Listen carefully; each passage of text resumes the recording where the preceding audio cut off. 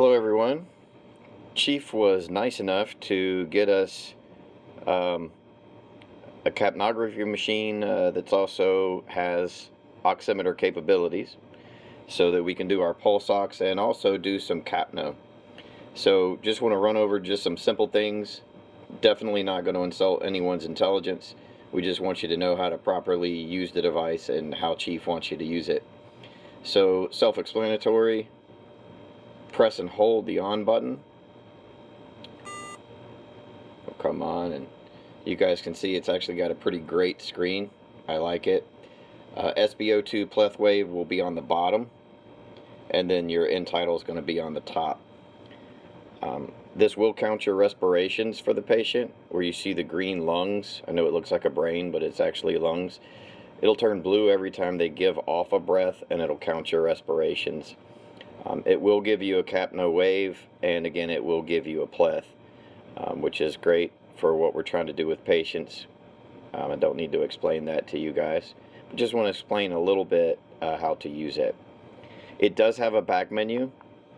There's not a whole lot that we're going to do with this back menu because it changes a lot of settings that Chief wants those settings to stay the same. You can put a patient's name in there. However, it's laborious because you actually have to use the plus and minus buttons on each letter of the alphabet, and there's not really a reason that we would want to do that. One interesting thing for you guys is the trend. So you could toggle down to where it says trend, hit enter, and it'll actually give you a view on the screen of what your trending was on that individual patient. To get out of the menu, simply press the menu button again and it goes to the mainstream. Very easy device to use, very self-explanatory. It is adaptable to the current end-tidal cannulas and also end-tidal devices used by Charleston and Dorchester County. The way that it does that is through this adapter. This is actually also a moisture barrier for when breath comes down the line. It has wings on the adapter, and the adapter lines up with the wings. Put it in, give it one turn, and it's in. And this will adapt to any of the streamline end-tidal nasal cannulas or CO2 devices that they have. Charleston County has. Chief has ordered more of these nasal cannulas so that we can just pass them right along to Charleston County.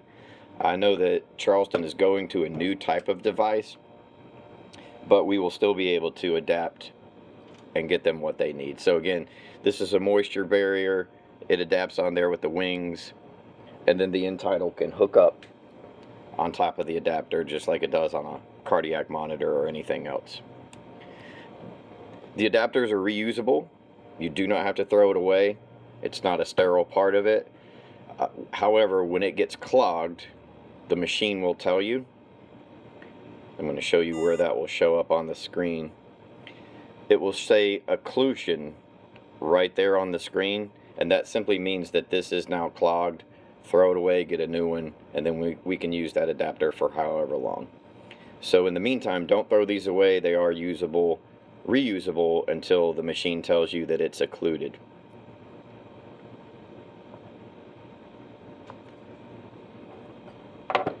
Also with the machine, it has a sampling line. This line has two ends that can hook up to our machine in the same way that I showed you, and it also hooks up to a device that can go over our eye gels. And again, I'm not insulting anyone's intelligence, but just so no one looks silly, the bigger end always goes over the airway device. The smaller end is where the BVM hooks up, and the sampling tube goes into this port right here. So when you get this out of the package, it will come like this. The sampling tubing is separate. Just pop this open,